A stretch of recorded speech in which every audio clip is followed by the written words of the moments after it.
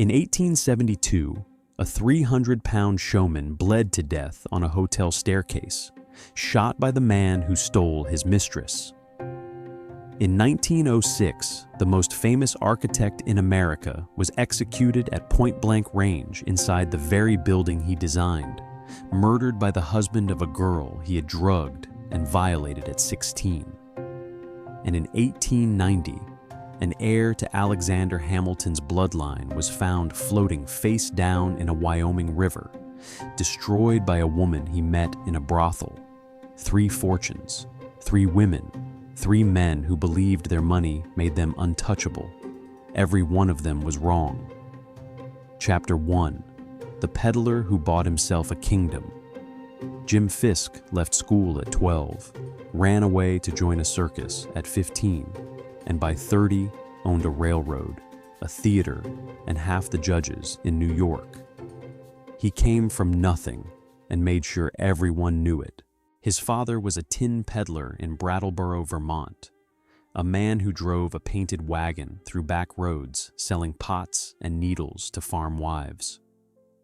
Young Jim rode with him, learned the patter, learned that a smile and a loud voice could move merchandise better than quality ever could. By the time he was a teenager, he had outgrown both the wagon and his father. The circus came through town, and Fisk followed it. He worked the midway. He learned how a crowd moves, what catches the eye, and what separates a man from his money. These were lessons he would never forget. The Civil War made him rich, not the fighting. Fisk never fired a shot. He ran cotton. While men died at Shiloh and Antietam, Fisk bought Southern cotton through the lines and sold it to Northern mills at wartime prices. The margins were enormous. The morality was invisible. By the end of the war, he had enough capital to move to New York and enough nerve to believe he belonged on Wall Street. He did not, and this was his great advantage. The men who ran Wall Street in the 1860s were gentlemen. They operated by codes. They trusted handshakes. They assumed their opponents shared their sense of honor. Jim Fisk shared nothing of the kind. He was loud, fat, gaudy, and utterly without shame. He wore diamond stick pins the size of marbles. He drove a carriage with 6 white horses. He spoke in a booming voice that filled every room he entered, and most of the rooms next door. His great partnership was with Jay Gould, a man who was everything Fisk was not: quiet, thin, calculating, and cold. Together, they launched one of the most audacious corporate raids in American history. The Erie Railroad War of 1868 pitted them against Cornelius Vanderbilt, the richest man in America, and they won, not through superior finance, through fraud, bribery, and the printing of 50,000 shares of fraudulent stock. When Vanderbilt's lawyers came for them, Fisk and Gould fled across the Hudson to Jersey City with $6 million in cash stuffed into carpet bags. They hid in a hotel guarded by armed men and waited until Boss Tweed, the Tammany Hall king they kept on retainer, arranged their legal protection. The scale of their operation demands a pause. By 1869, Fisk and Gould controlled the Erie Railroad, worth over $25 million. Fisk personally employed 3 judges, a state senator, and the political machine that ran New York City. His annual entertainment budget exceeded $40,000. He maintained a private militia of over 100 men to guard the Erie offices. He had installed himself as colonel of the 9th Regiment of the New York National Guard, though he had never served a day in military service. The uniform he designed for himself cost over $2,000 and included gold epaulets, a ceremonial sword, and a cape lined with satin. Then came Black Friday. On September 24, 1869, Fisk and Gould attempted to corner the gold market. They bought millions in gold futures, driving the price from 132 to 162 in a single morning. The plan was to force the United States Treasury to stand aside while they bled every short seller in America. President Grant's Treasury Secretary broke the corner by releasing $4 million in government gold. The market collapsed in minutes. Fisk lost on paper, but Gould had secretly sold his position the night before. Hundreds of legitimate brokers were destroyed. The national economy shuddered. Fisk denied everything, laughed at the congressional investigation, and told reporters, "Nothing is lost save honor." That phrase tells you everything about the man. Honor was a currency he had never traded in. He understood money, spectacle, appetite, and force. He bought what he wanted and assumed it would stay bought. He purchased a grand opera house on 23rd Street and 8th Avenue, installed the Erie Railroad headquarters on the upper floors and a private theater on the lower ones. He threw parties for thousands. He kept his wife Lucy in Boston and built himself a kingdom in Manhattan where the rules of respectable society did not apply. He was loud, he was vulgar, he was fearless, and he had just met the woman who would bring it all crashing down. Chapter 2: A covered passageway between two lives. Josie Mansfield owned one dress and could not pay her rent the night she met Jim Fisk in a bordello on 34th Street. She was 23 years old, dark-haired, and strikingly beautiful. She had been born Helen Josephine Mansfield in Boston, the daughter of a newspaper publisher who died when she was young.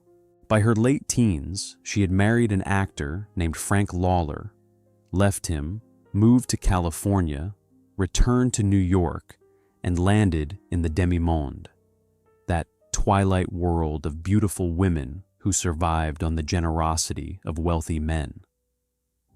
She was not a common prostitute. She was something more dangerous.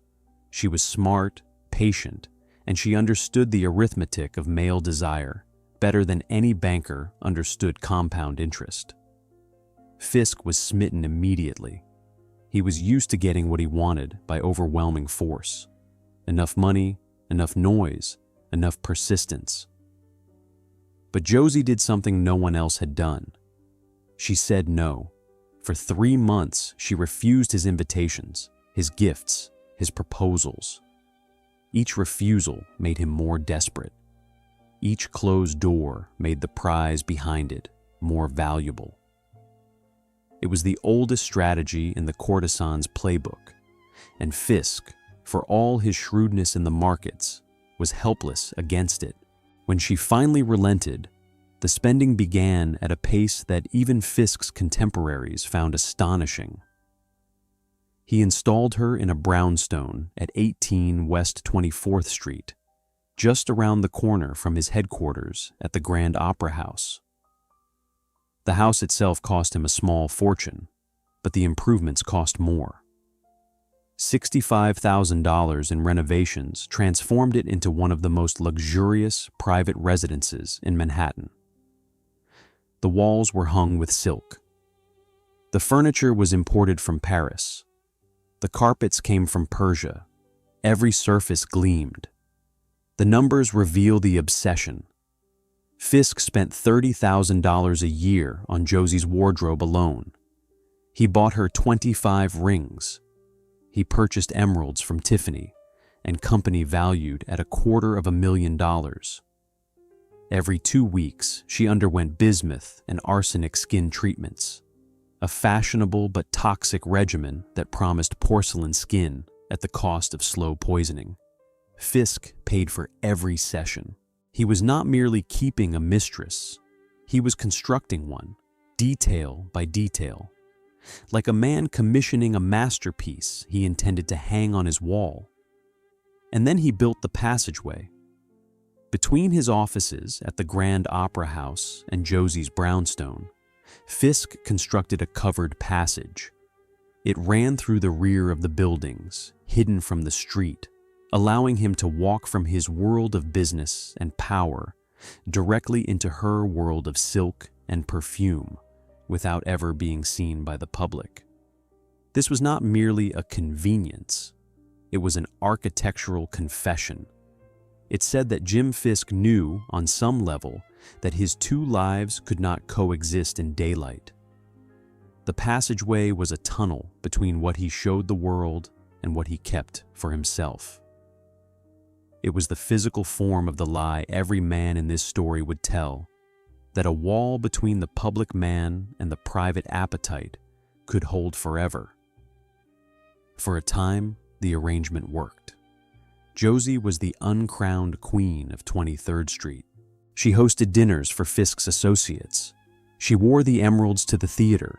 She rode in his carriage.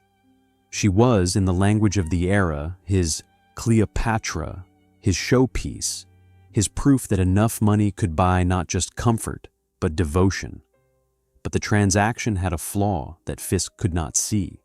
He was buying Josie's presence, not her loyalty. He was purchasing her time, not her heart. She smiled at his parties, wore his jewels, and waited. She was 23, beautiful, and surrounded by men who were younger, thinner, and more refined than the 300-pound showman who paid her bills. All she needed was the right opportunity. That opportunity arrived on New Year's Day, 1870, wearing a silk cravat and a smile that Jim Fisk would come to know as the face of his own destruction. Chapter 3. The New Year's Party that Lit the Fuse. On New Year's Day, 1870, Jim Fisk made the worst introduction of his life. The custom of the era was the open house. On New Year's Day, the wealthy opened their doors, and guests circulated from mansion to mansion, drinking champagne and exchanging pleasantries. Fisk, ever the showman, threw his party at the Grand Opera House.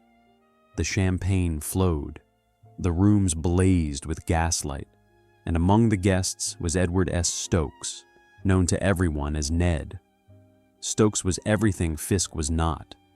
He was 30 years old, tall, lean, and darkly handsome. He came from a respectable Brooklyn family. He dressed impeccably. He moved with the ease of a man who had never had to shout to be noticed. He was also, critically, connected to Fisk through business. The two men shared interests in the Brooklyn Oil Refinery Company, and Fisk regarded Stokes as a useful junior partner. He invited Stokes to the party. He introduced Stokes to Josie. The effect was instantaneous. Josie looked at Ned Stokes and saw a different future. Not the kept luxury of a mistress tied to a fat man's wallet, something closer to what she might have been in a different life. Stokes looked at Josie and saw a beautiful woman already dressed in emeralds and housed in silk, a prize that someone else had assembled for his taking. The affair began within weeks. By the summer of 1870, Josie and Ned were meeting regularly at the 24th Street house. Sometimes while Fisk was at his offices, just through the covered passageway on the other side of the wall. The irony was savage. The very tunnel Fisk had built to connect his two lives now served as the boundary that kept him blind. He walked back and forth through his secret passage, never knowing that the woman on the other side of it had already made her choice. Fisk discovered the betrayal in the fall. The details of how he learned are disputed. Some accounts say a servant told him. Others say he found letters. What is certain is that his reaction was not grief. It was rage. Not the rage of a broken heart, but the fury of a man whose property had been stolen. Fisk did not speak of Josie as a woman he loved. He spoke of her as an investment that had been misappropriated. He had spent hundreds of thousands of dollars. He expected returns. The transaction was supposed to be final. Josie struck first. She accused Fisk of infidelity, which was certainly true. He maintained affairs with several actresses from his theater company. But the accusation was a weapon, not a grievance. She knew Fisk's weak point, the love letters. Over the years of their relationship, he had written her 39 letters. They were tender. They were intimate. They were, in the wrong hands, devastating. Ned Stokes saw the letters and recognized their value immediately. Here was leverage. He demanded $200,000 from Fisk. Pay, and the letters stay private. Refuse, and every newspaper in New York prints them. It was blackmail, plainly and simply, and Fisk, for once in his life, refused to pay. What followed was a war fought on every front. Fisk sued Stokes for blackmail. Stokes countersued for debts related to the oil refinery. Josie filed her own suit demanding $50,000 she claimed Fisk owed her. The cases tangled together in the New York courts, each hearing more public than the last, each revelation more damaging. The love letters were read aloud in depositions. Fisk's spending was itemized for the newspapers. The covered passageway, the emeralds, the skin treatments, the wardrobe, the rings. Every detail of the arrangement was laid bare for a public that consumed the scandal like a feast. By the end of 1871, all three were trapped. Josie could not go back to Fisk. Fisk could not recover his money or his dignity. Stokes could not extract the payment he demanded. The blackmail charge hung over him. The courts had become a theater of humiliation. No settlement was possible because none of the three would yield. On January 6, 1872, a grand jury was set to consider the blackmail case against Stokes. If he was indicted, he faced prison. The triangle of money, sex, and leverage had finally produced a pressure that could not be relieved by lawyers, bribes, or bluster. That afternoon, Ned Stokes left his hotel room with a pistol in his pocket. He knew where Fisk would be. He knew the staircase. He knew the timing. The transaction was about to be settled in the only currency that remained. Chapter 4. 2 bullets on the Grand Central Staircase. At 4:30 on January 6, 1872, Jim Fisk saw a flash on the staircase above him and felt a ball enter his abdomen. He had come to the Grand Central Hotel on Broadway for a meeting. The hotel was one of the finest in Manhattan, a marble colossus that occupied an entire block. Fisk climbed the main staircase, moving slowly. He was a large man, over 300 pounds by most accounts, and the stairs winded him. He was halfway up the first flight when he saw Ned Stokes standing at the top, one hand on the banister and the other holding a 4-barreled Sharps Derringer. Stokes fired twice. The first ball struck Fisk in the abdomen. The second hit his left arm. Fisk staggered, grabbed the railing, and fell backward. Stokes turned and walked away. He did not run. Witnesses described him as calm, almost businesslike, as if he had concluded a transaction he had been putting off. Fisk was carried to a room on the second floor. Doctors arrived within the hour. The wound was mortal. The ball had torn through his intestines, and in 1872, there was no surgery that could repair the damage. Peritonitis would kill him within hours. But Fisk was not ready to die quietly. He gave a dying declaration to the police, naming Stokes as his killer and describing the shooting in detail. He asked for his wife, Lucy, who came down from Boston. He asked for Jay Gould, who came and stayed. He did not ask for Josie. In the final hours of his life, the woman who had consumed his fortune and his obsession for years simply did not exist to him anymore. She had been, in the end, exactly what the transaction had always made her, a possession he could no longer afford to claim. Jim Fisk died at 10:15 on the morning of January 7th, 1872. He was 37 years old. The funeral was a spectacle worthy of the man. The body lay in state at the Grand Opera House, Fisk's own palace of entertainment. 20,000 mourners filed past the coffin. 200 carriages followed the hearse through the streets of New York. The 9th Regiment, the militia he had commanded in his golden uniform, provided an honor guard. Boss Tweed sent flowers. Jay Gould stood at the graveside. The city that had laughed at Fisk, mocked his vulgarity, and consumed his scandals now wept for him with the same theatrical enthusiasm he had always demanded. The trial of Ned Stokes became the second act of the spectacle.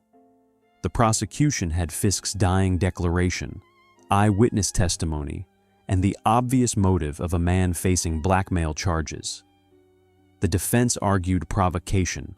Fisk had persecuted Stokes through the courts, ruined his business prospects, and driven him to desperation. The first trial ended in a conviction for first-degree murder and a sentence of death by hanging. The conviction was overturned on procedural grounds. A second trial convicted Stokes of manslaughter. The third reduced it further. In the end, Edward Stokes served 4 years in Sing Sing. 4 years for 2 bullets and a man's life. He emerged, returned to society, opened a hotel, and lived comfortably until 1901. And then there were the letters, the 39 love letters that Josie and Stokes had held over Fisk's head, the weapon so terrible that Fisk would rather face a courtroom than pay $200,000 to suppress them. After Fisk's death, the letters were published. The newspapers printed them eagerly, anticipating filth, depravity, the secret confessions of a man who kept a mistress and bought her emeralds with stolen railroad money. What the public found was something far stranger than scandal. The letters were ordinary. They were the words of a man in love, clumsy, tender, repetitive, and banal. He called her pet names. He told her he missed her. He worried about her health. He asked when he could see her again. There was no depravity, no dark confession, no language that would have shocked anyone who had ever written a love letter of their own. The great weapon was nothing. The lever that Stokes and Josie had used to threaten, blackmail, and ultimately destroy had contained only the proof that Jim Fisk, beneath the gold epaulets and the fraudulent stock certificates and the diamond stick pins, was a man who loved a woman and could not say so in any way that was not hopelessly common. Josie Mansfield survived. She took her settlement, modest compared to what Fisk had spent on her in his lifetime, and sailed for Paris. She lived there for decades under assumed names, married again, and died in 1931 at the age of 83. She outlived Fisk by nearly 60 years. She never wrote a memoir. She never gave an interview. She vanished into the anonymity that Fisk's money had been designed to prevent. The lesson of Jim Fisk is not that he loved the wrong woman. It is that he believed love was a transaction, and transactions, by their nature, can be outbid. He built a covered passageway between his office and his mistress's bedroom, a tunnel between the man the world saw and the man he was in private. He thought the wall between those two lives was thick enough to hold. It was the thinnest wall he ever built. But the story of men who believed their money could buy a woman and keep her quiet was far from over. 18 years later, the pattern would repeat, darker and more elaborate, in the life of a man who carried the most famous name in American history and the most corrosive secret. Chapter 5. The Great-Grandson Who Walked into a Brothel. Robert Ray Hamilton carried the most famous surname in American history, and he used it to sign the register at a Manhattan brothel. To understand what that name meant in the 1880s, you must understand the world that protected it. New York society in the Gilded Age was not a loose collection of wealthy families. It was a fortress. The walls were built of bloodlines, club memberships, church pews, and a ledger called the Social Register, published annually beginning in 1886, which listed the 400 families deemed acceptable by Mrs. William Backhouse Astor Jr. and her social arbiter, Ward McAllister. If your name appeared in the register, doors opened. If it did not, you were invisible. There was no buying your way in. Jim Fisk had proved that. You were born inside the walls, or you spent your life outside them. Robert Ray Hamilton was born inside.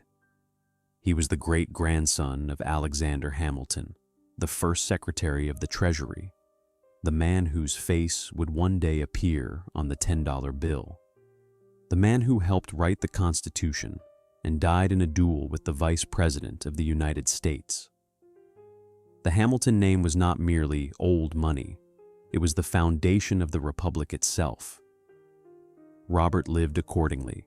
He graduated from Columbia College. He studied law. He was elected to the New York State Assembly representing the Murray Hill District, a seat that was practically hereditary among the Knickerbocker elite. He was a member of the Union Club, the most exclusive gentlemen's society in the city. He kept a fine house. He dressed conservatively. He attended the right churches and the right dinners. From the outside, his life was a perfect expression of inherited privilege, steady, respectable, and utterly controlled. The inside was different. Robert Ray Hamilton had a secret, and the secret lived in the houses on the side streets south of 14th Street, where the other New York operated. The brothels, the concert saloons, the boarding houses where women sold what the Gilded Age refused to acknowledge existed. Hamilton visited these places regularly, quietly, under the protection of his name and the assumption that no one who mattered would ever find out. It was in one of these houses that he met Evangeline Steele. Eva Steele was born in a cabin in rural Pennsylvania to an alcoholic woodcutter and his wife. She had a fourth-grade education. She had been married once to a man named Joshua Mann, and whether that marriage had ever been legally dissolved would become a question that haunted the courts for years. She was not beautiful in the conventional sense. She was not refined. She did not have Josie Mansfield's striking dark features or her talent for strategic delay. What Eva Steele had was an instinct for reading human weakness that bordered on genius. She looked at Robert Ray Hamilton and saw everything: the guilt, the loneliness, the desperate need for something that his world of clubs and registers and family obligations could not provide. She saw a man who wanted to be saved from his own respectability. And she understood, with the cold clarity of a woman who had survived on nothing, that a man who wants to be saved will pay any price for the illusion of rescue. The affair began in the mid-1880s. Hamilton kept it hidden. He told no one. His brother, Schuyler Hamilton Jr., would not learn of the relationship until it was far too late. Hamilton visited Eva. He gave her money. He set her up in apartments. The pattern was identical to Fisk's arrangement with Josie, a wealthy man installing a woman in a private world, connected to his public life by nothing but a secret passage of lies and discretion. But Eva wanted more than an allowance. She wanted the name. She wanted to be Mrs. Robert Ray Hamilton. And she understood that the fastest route to a wedding ring was a baby. The problem was that Eva could not get pregnant. Whether this was a medical condition or simply a failure of timing is unclear, but the result was the same. She needed a child, and she needed one quickly before Hamilton's interest faded, or his family intervened. So she went shopping. In the 1880s, the baby trade was an open industry in New York. Unwanted infants could be purchased from baby farms, boarding houses, and lying in hospitals for as little as $10. The women who ran these operations asked no questions. They took the money, handed over the child, and forgot both parties existed. It was a transaction as clean and as cold as anything that happened on Wall Street. Ava Steele entered this market with the same ruthless pragmatism she brought to everything. She faked a pregnancy, padded her dress, complained of morning sickness, and waited. When the time came, she would present Hamilton with a child and tell him it was his. First, she needed to find the right baby, and that search would prove to be one of the most disturbing sequences in Gilded Age history. Hamilton, blinded by need and guilt and the unbearable weight of his own name, suspected nothing. He was about to marry a woman he had met in a brothel, claim a child he had not fathered, and set in motion a catastrophe that would make every front page in America for 13 consecutive days. Chapter 6. 4 babies, 1 lie, and a knife in Atlantic City. The first baby Ava Steele bought for $10 in Elmira died within weeks, so she bought another. The sequence must be laid out plainly because its horror depends on its banality. Eva needed a baby. The first one she acquired, purchased from a woman in Elmira, New York, for $10, died almost immediately. The cause of death was never recorded. Infants from baby farms died routinely. Malnutrition, disease, and neglect killed thousands each year in the boarding houses and foundling institutions that served as the Gilded Age's answer to unwanted children. The death of one more changed nothing in the marketplace. Ava simply went back and bought another. The second baby also died. Again, the cause is lost to history. Again, the transaction was repeated. Eva acquired a third child, but this one was rejected before it could be presented to Hamilton. The baby had black hair. Hamilton's family was fair. The deception required a child who could pass visual inspection. Ava returned the dark-haired infant and continued her search. The fourth baby worked. She was blonde, light-skinned, and healthy enough to survive the handling. Ava presented this child to Robert Ray Hamilton as his daughter. She named the girl Beatrice. Hamilton accepted the child as his own. Whether he believed the pregnancy had been real, whether he had doubts he chose not to examine, or whether he simply needed the story to be true, badly enough that he stopped asking questions, the result was the same. He had a daughter. He had a reason to make the arrangement permanent. In January of 1889, Robert Ray Hamilton married Evangeline Steele. The ceremony was quiet. No family was present. No announcement appeared in the newspapers. Hamilton's brother Schuyler did not learn of the marriage for 7 months. When he did, the reaction was not congratulation. It was horror. The Hamilton family understood immediately what had happened. A woman of no background, no education, and no social standing had attached herself to the most prominent surname in the country. The name that had helped create the nation was now shared by a woman who had been purchased out of the same underworld that the name was supposed to stand above. The family's response was swift and absolute. They wanted the marriage destroyed. But Ava had a weapon Hamilton's family did not anticipate. She had the child. Under the laws of the era, a wife had rights to her husband's estate, and a child strengthened those rights enormously. Beatrice, the purchased baby, the fourth attempt in a sequence of disposable infants, was now the legal lever that kept Ava connected to the Hamilton fortune. Divorce her, and she would take the child and claim support. Annul the marriage, and she would fight it in open court, where every detail of Hamilton's brothel visits would become public record. The situation was already catastrophic when it turned violent.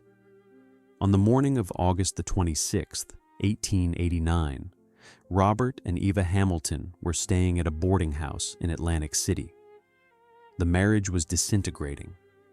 Hamilton had confronted Eva about the false pregnancy. He had discovered, or been told, that Beatrice was not his biological child. He wanted a separation. Eva refused.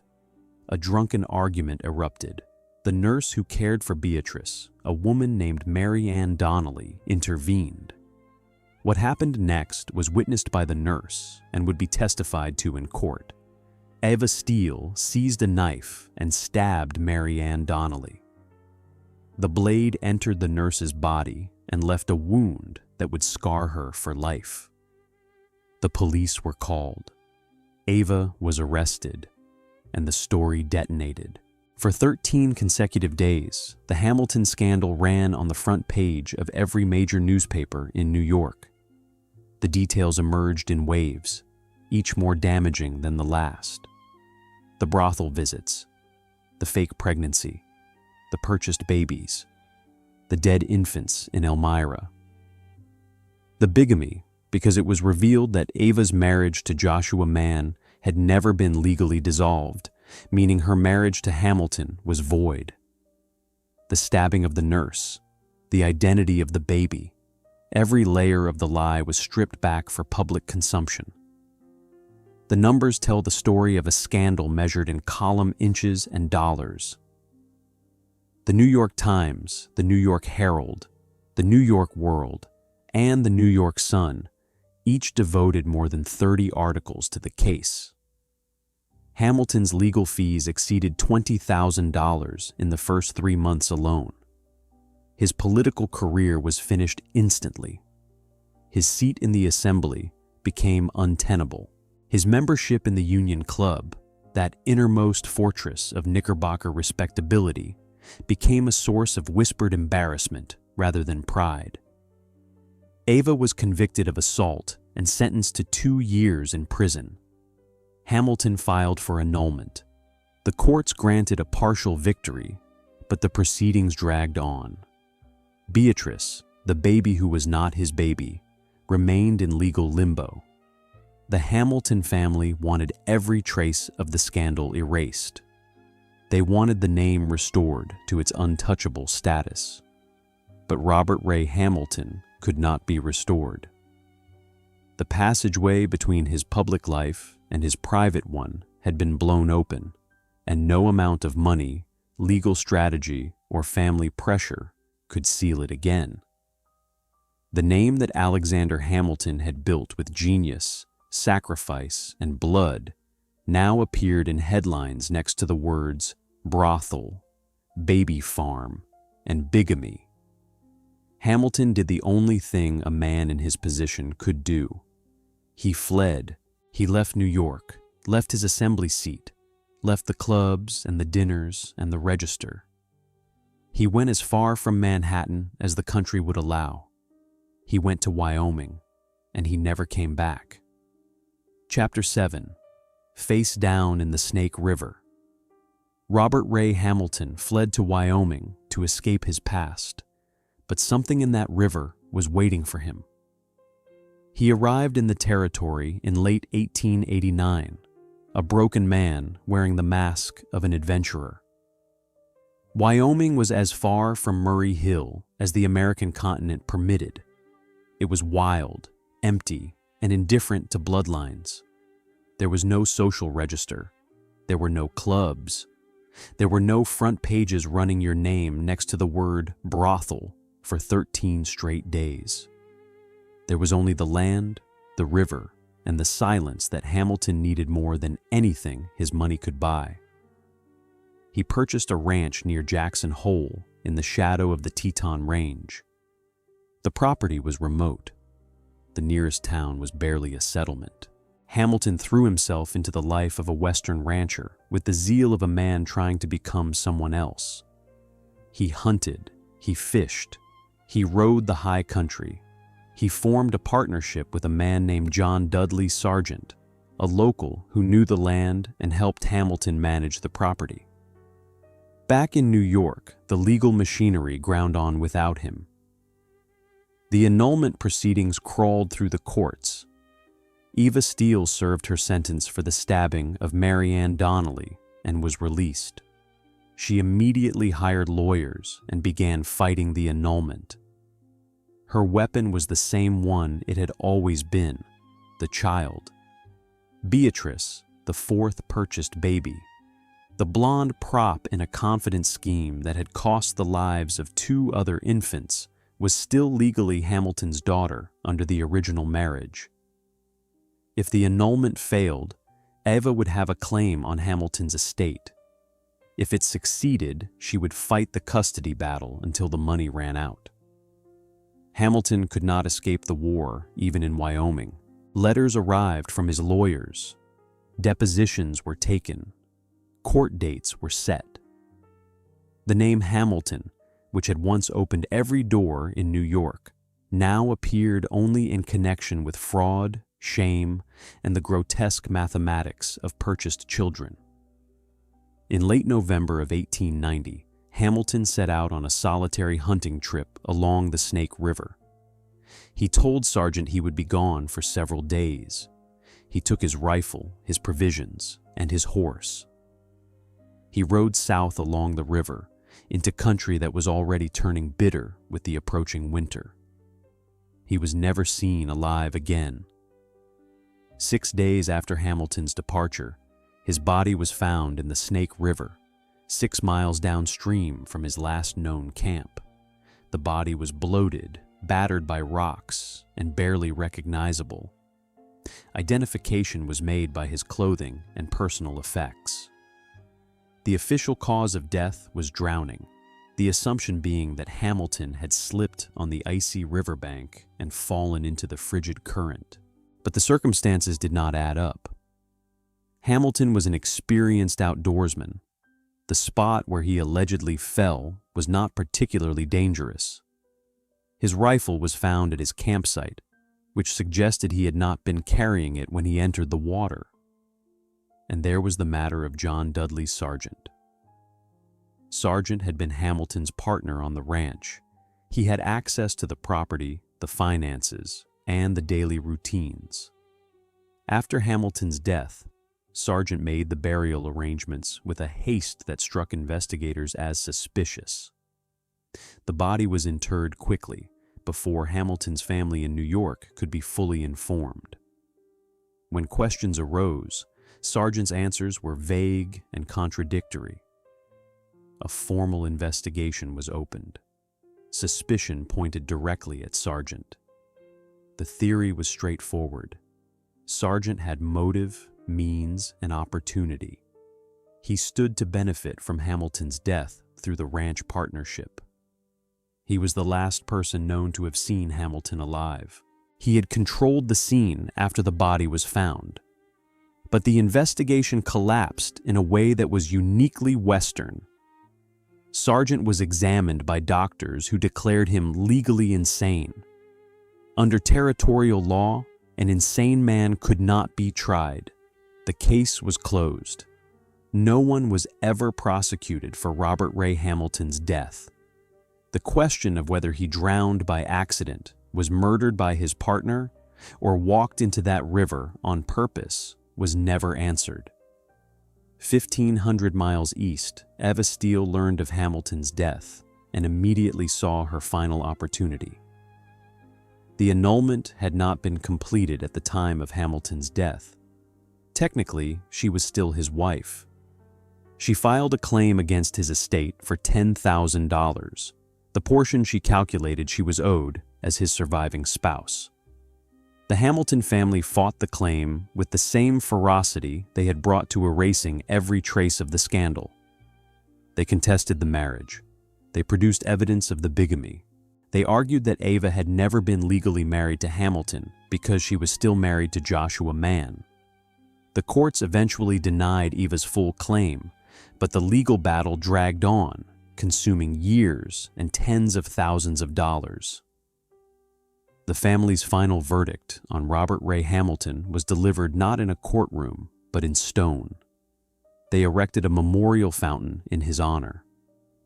They placed it on a corner of Riverside Drive, not at any prominent intersection, not in any park where Hamiltons gathered, but at an obscure location where no member of the family would ever have to walk past it and be reminded.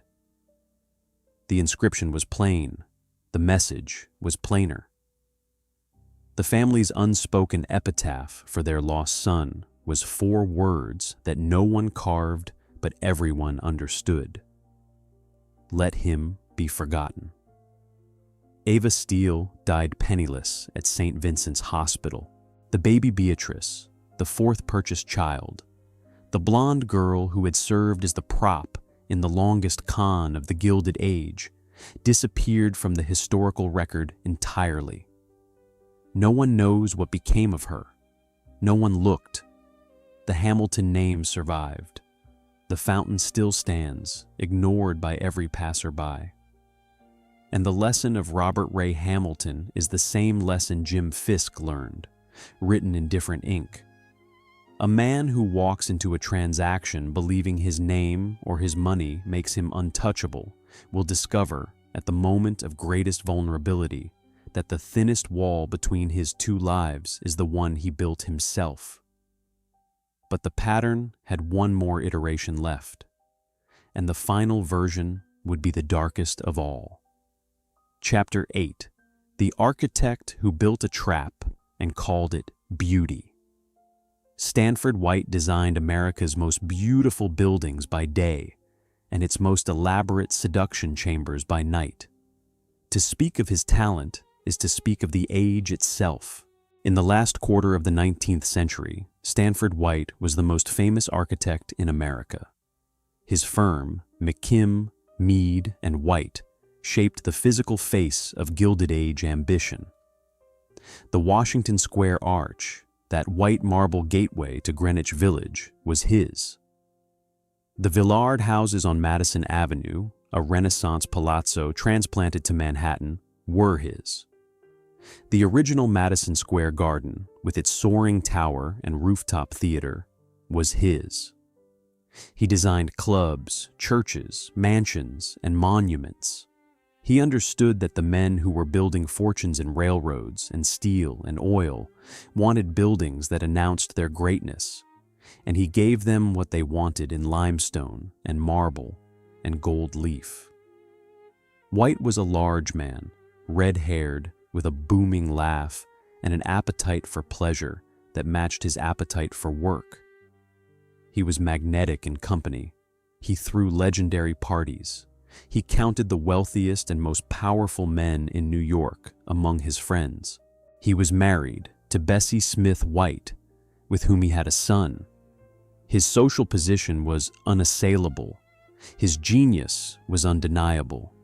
His reputation among those who mattered was that of a brilliant artist who happened to love life a little more than most. Among those who knew the truth, his reputation was different. Stanford White maintained a network of secret apartments across Manhattan. These were not merely rooms for assignations. They were designed. They were curated environments of seduction, fitted out with the same attention to detail that White brought to his public architecture. Mirrored walls, colored glass lamps that cast the room in shades of amber and rose, silk draperies, Japanese screens. And in one apartment, the most famous prop in the history of American scandal, a red velvet swing hung on ropes wound with green ivy. The swing was not a toy. It was not a romantic gesture. It was an instrument. White used these rooms and that swing to lure young women. He built the stages on which they displayed their wealth. To condemn White was to condemn the architecture of their own lives. In 1901, a 16-year-old girl named Evelyn Nesbit walked into one of White's apartments for the first time. She had been born in Tarentum, Pennsylvania. Her father, a lawyer, had died when she was young, leaving the family in poverty. Her mother brought her to New York, where Evelyn's extraordinary beauty made her an immediate sensation as an artist's model and a chorus girl in the show Florodora. She was photographed by every studio in the city. Her face appeared on magazine covers, on postcards, on sheet music. She was, at 16, one of the most recognizable young women in America. White noticed her immediately. He arranged an introduction through Edna Goodrich, an actress he had previously pursued. He invited Evelyn and another girl to his apartment for lunch. The room was filled with flowers. The champagne was cold. He maintained the fiction of patronage, while the reality was something that the law of every state would have recognized as a crime. He introduced her to his circle. He displayed her at parties. She was, in every sense that mattered to White, another commission, a beautiful object, acquired young, shaped to his specifications, and installed in the architecture of his private world. But Evelyn Nesbit was not a building. She was not a swing. She was not an arch or a column. She was a girl who had been drugged and assaulted by a man 3 times her age, and the wound from that night would determine the course of her life and the deaths of those around her for decades to come. Because someone else was watching. A man with more money than White, more obsession than Fisk, and a capacity for violence that neither of those men had ever possessed. His name was Harry Kendall Thaw, and he had already decided that Evelyn Nesbit belonged to him. Chapter 9. 3 shots while the tenor sang. Harry Kendall Thaw attended 40 performances of Evelyn Nesbit's show under a false name before he revealed himself, and he never stopped watching her after that. Thaw came from Pittsburgh money. His father, William Thaw Sr., had made a fortune in coal and railroads, leaving an estate worth over $40 million. Harry was the family's problem child. He had been expelled from multiple schools. He had a reputation for violence, for erratic behavior, for outbursts that veered between rage and obsession. He carried a pistol. He threw parties that frightened his guests. He was banned from at least one club for threatening a fellow member with a shotgun.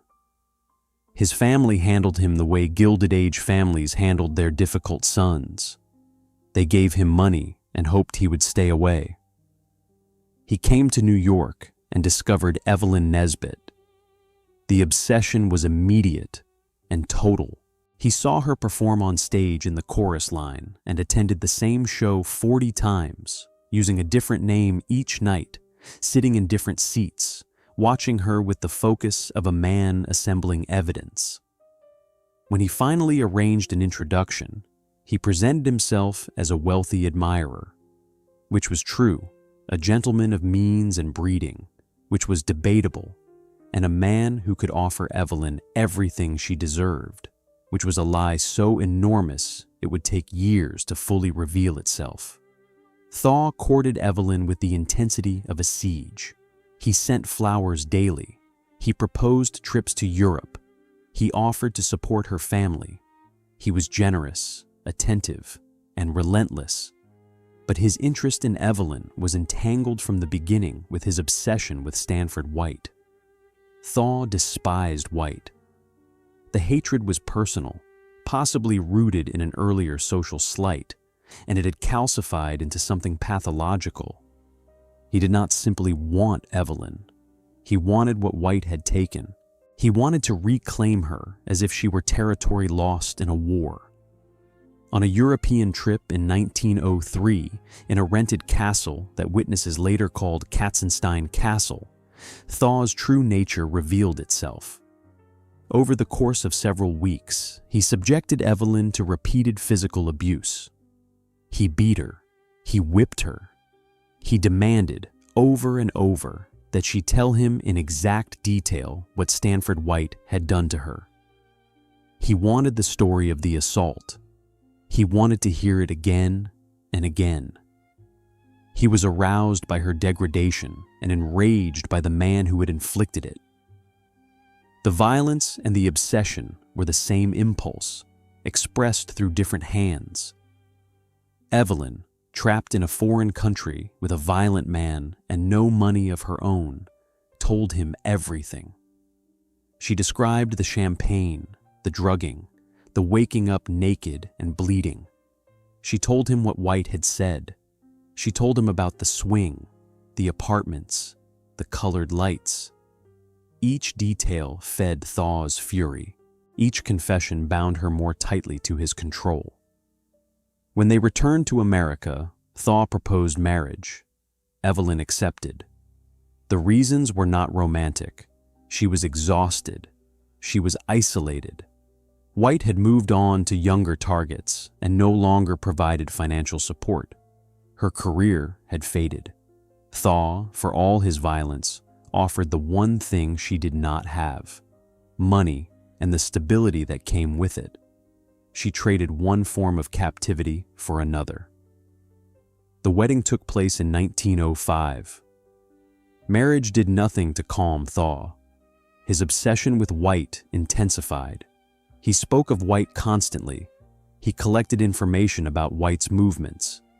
He told acquaintances that White was a monster who preyed on young girls and that someone needed to stop him. His language grew increasingly violent. His plans grew increasingly specific. On the evening of June 25, 1906, the Thaws attended the premiere of a new musical revue, Mamselle Champagne, at the rooftop theater of Madison Square Garden. The venue was, of course, Stanford White's own creation. The building was his masterpiece. The tower, the arches, the open-air theater on the roof where fashionable New York gathered on summer evenings. All of it bore his hand.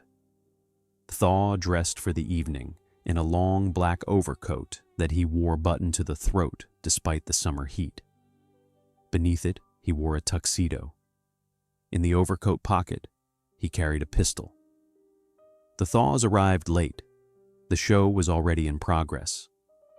White was seated at a table near the stage, alone, watching the performance. The tenor was singing a number called "I Could Love a Million Girls." The lyrics floated over the rooftop audience. The colored lanterns swayed in the June breeze. Thaw stood up from his table. He walked across the rooftop theater, past the other diners, past the waiters, past the row of tables where the wealthiest people in New York sat sipping champagne in the warm night air. He walked directly to Stanford White's table. White looked up. Thaw raised the pistol. He fired 3 times from a distance of approximately 2 feet.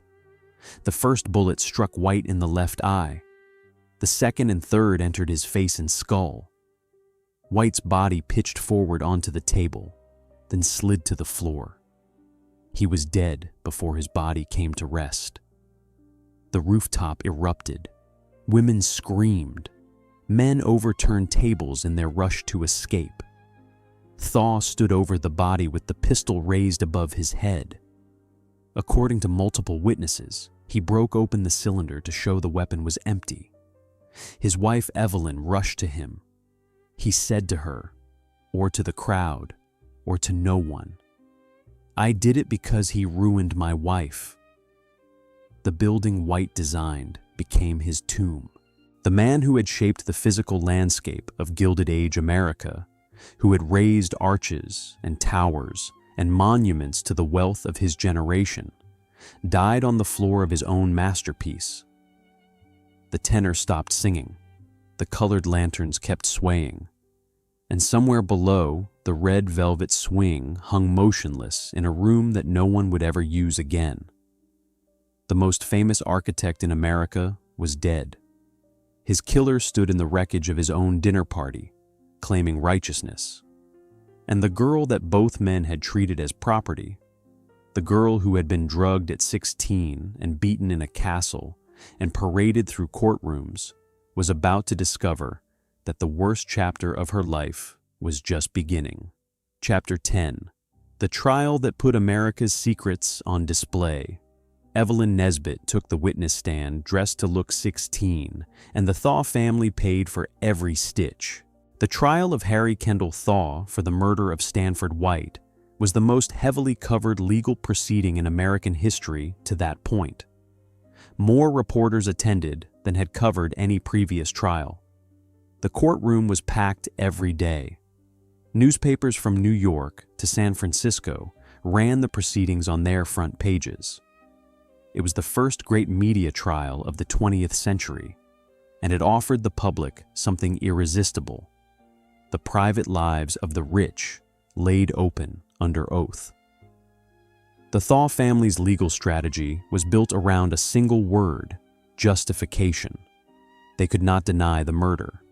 Hundreds of people had watched it happen. Their only defense was to make White the villain, to argue that Thaw had been driven to a state of temporary insanity by the knowledge of what White had done to his wife. They called it dementia Americana, a term invented for the trial, the idea that any red-blooded American man would lose his reason upon learning that his wife had been violated. To make this defense work, they needed Evelyn on the stand. They needed her to tell the story of the champagne, the drugging, the assault. They needed the jury to see her as a child who had been destroyed by a predator. And they needed her to look the part. The Thaw family's stylists dressed Evelyn in a navy blue schoolgirl outfit. Her hair was arranged to frame her face in soft waves. She wore no jewelry. She carried a small handkerchief. She looked, by deliberate design, like the 16-year-old girl who had walked into Stanford White's apartment 6 years earlier. Every detail was calculated. The dress cost more than most jurors earned in a month. The effect was supposed to be innocence. The reality was another transaction: the Thaw fortune purchasing the appearance of virtue to defend the act of murder. Evelyn's testimony was devastating. She described the champagne. She described losing consciousness. She described waking up naked with blood on the sheets. She described White's words afterward. She described the years of patronage that followed, the gifts, the apartments, the sense that she had been consumed by a man whose genius and charm masked something predatory and cold. The first trial ended in a deadlocked jury. 7 voted for conviction. 5 voted for acquittal. The judge declared a mistrial. The cost of the first trial alone exceeded $600,000, paid entirely by the Thaw family. They retained the most expensive defense attorneys in the country. They hired alienists, the era's term for psychiatrists, to testify that Thaw was insane at the moment of the shooting, but sane enough to stand trial. They orchestrated a publicity campaign that painted White as a predator and Thaw as an avenging angel. The second trial, held in 1908, ended differently. The jury acquitted Thaw on grounds of insanity. He was committed to the Mattawan State Hospital for the criminally insane. At Mattawan, Thaw's fortune purchased what it always had: comfort. He occupied a private suite. He received visitors. He ate meals prepared to his specifications. He hired a personal valet. He entertained guests in a sitting room furnished with his own furniture. The asylum was, for Thaw, simply another hotel. He was released in 1915, declared sane by a jury, and returned to society. He would later be arrested for assaulting and whipping a teenage boy named Frederick Gump in a Kansas City hotel room, a crime for which he was again declared insane and again committed. The cycle of violence, wealth, and institutional protection continued until his death in 1947. His estate was worth over $10 million. He had never been meaningfully punished for anything he had done. Evelyn Nesbit received almost nothing. The Thaw family had promised her as much as $1 million for her cooperation during the trials. After the acquittal, they reduced the figure to $25,000. She had served her purpose. The transaction was complete. What followed was a life measured in decline. Evelyn developed addictions. She married and divorced. She appeared in vaudeville shows, trading on her notoriety. She opened speakeasies during Prohibition. She attempted suicide on New Year's Eve, 1925, swallowing a quantity of poison that would have killed her had her stomach not been full of gin. She survived, but the woman who woke up in the hospital was not the girl on the magazine covers. She was 39 years old and had been used by every man who had ever claimed to love her. Her verdict on her own life, given years later, was 5 words that contain the entire documentary in a single sentence. Stanny White was killed, but my fate was worse. I lived. Chapter 11. The Survivors and the Monuments They Left Behind. Josie Mansfield died in Paris at 83. Evelyn Nesbit died in a nursing home at 82. Eva Steele died penniless at St. Vincent's Hospital. The men in these stories died violently, publicly, and young. Fisk was 37. Hamilton was not yet 40. White was 52. Their deaths were spectacular. Their funerals were events. Their names appeared in headlines that sold millions of newspapers. But the women outlived them all, and the shape of their survival tells a different story than the one the newspapers printed. Josie Mansfield took her settlement from the Fisk estate and sailed to Paris. She lived there for decades under names that no one in New York would have recognized. She did not write a memoir. She did not give interviews. She did not return to the city where her face had been on every front page for months. She simply disappeared, as thoroughly as if she had stepped through the covered passageway one last time and closed the door behind her. She died in 1931. Her obituary was brief. The woman who had catalyzed the most spectacular murder of the 1870s was buried without ceremony in a city that had never known her real name. Evelyn Nesbit survived longer and less quietly. After the trials, after the broken promises of the Thaw fortune, after the suicide attempt and the speakeasies and the failed marriages, she rebuilt her life in fragments. She taught ceramics at a school in California. She painted. She made occasional appearances at events where her notoriety still had value. In 1955, a film called The Girl in the Red Velvet Swing was produced about her story. Evelyn was hired as a consultant. She was paid $10,000 to help the studio recreate the worst moments of her life for entertainment. Joan Collins played her. The film treated the Red Velvet Swing as a romantic set piece rather than what it was, a grooming instrument hung in a predator's trap. Evelyn died in a nursing home in Santa Monica in 1967. She was 82. The obituaries called her the girl in the red velvet swing, as if the defining act of her life had been sitting in a toy rather than being drugged and assaulted by a man old enough to be her grandfather. Eva Steele's ending was the starkest. After her release from prison, she attempted to capitalize on her notoriety. She appeared briefly on stage, reenacting scenes from the Hamilton scandal for paying audiences. The act did not last. The public moved on. Eva had no other skills, no other connections, and no other source of income. She died penniless at St. Vincent's Hospital in New York City. She was buried in a common grave, a pauper's burial, with no marker and no mourners. Mary Ann Donnelly, the nurse Eva stabbed in Atlantic City, found her own grim method of survival. She displayed her scar in a freak show, charging admission for the public to see the wound that Robert Ray Hamilton's wife had inflicted. She turned her body into an exhibit. She turned her suffering into a commodity. In the Gilded Age, even a scar could be monetized.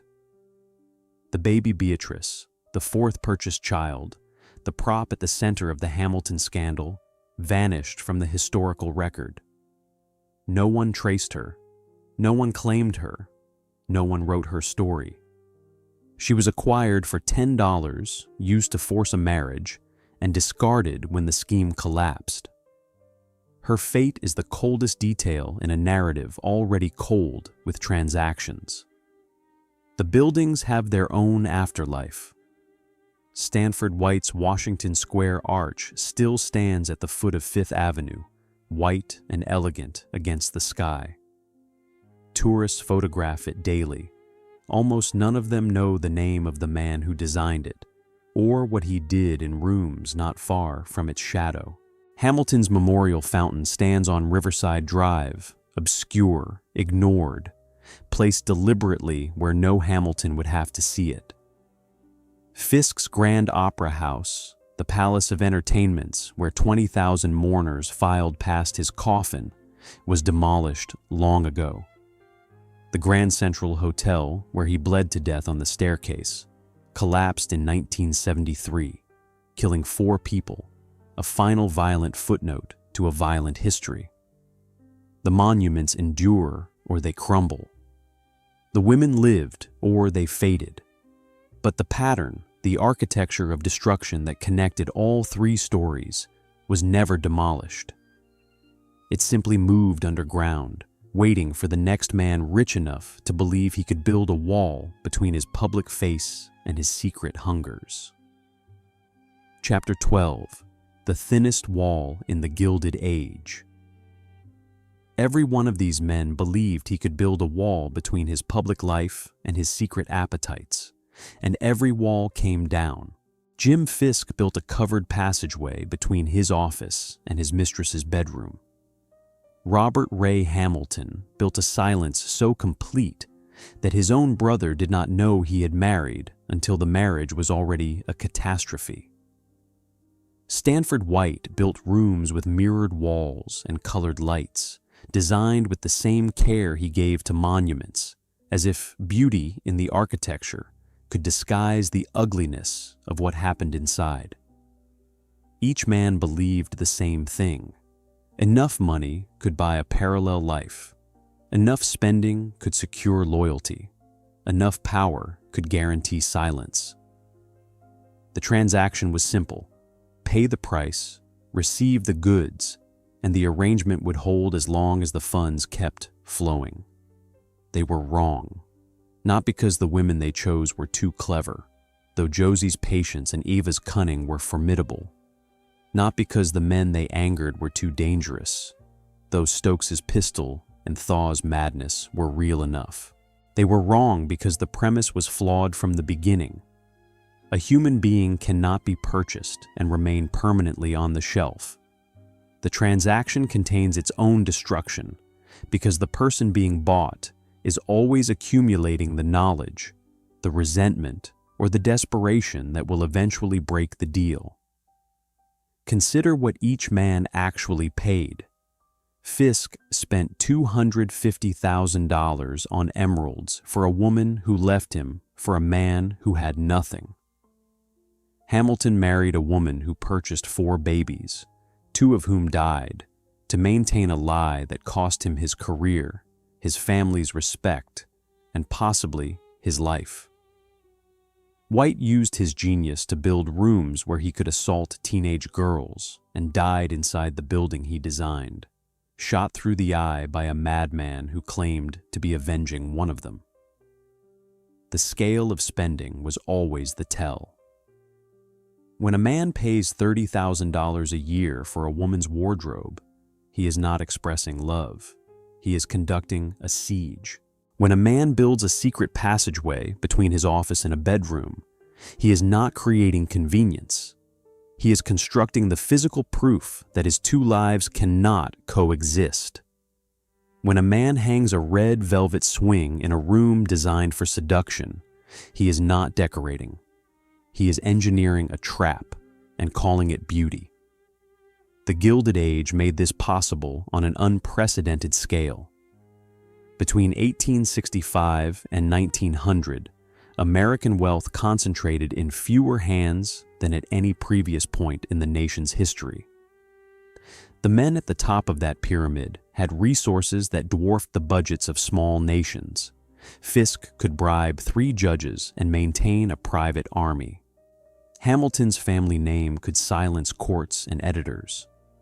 White could design the very spaces where the powerful gathered, making himself indispensable to the social machinery that protected him. But the age also created the forces that would expose them. Pulitzer and Hearst built newspaper empires on scandal. The same tabloid press that celebrated the Gilded Age's grandeur devoured its secrets with equal appetite. When Fisk's love letters were read in court, every word appeared in the morning edition. When Hamilton's baby purchases were revealed, the story ran for 13 days without interruption. When Thaw shot White, more reporters covered the trial than any legal proceeding in history. The private passageways were no match for the printing press. And the women in these stories were not heroines. Josie Mansfield was a calculated opportunist who used blackmail as a negotiating tool. Eva Steele was a con artist who bought and discarded babies like merchandise. Evelyn Nesbit was a victim, but she also became a tool of the Thaw defense, performing her trauma in a schoolgirl costume for a courtroom audience. None of them escaped without damage.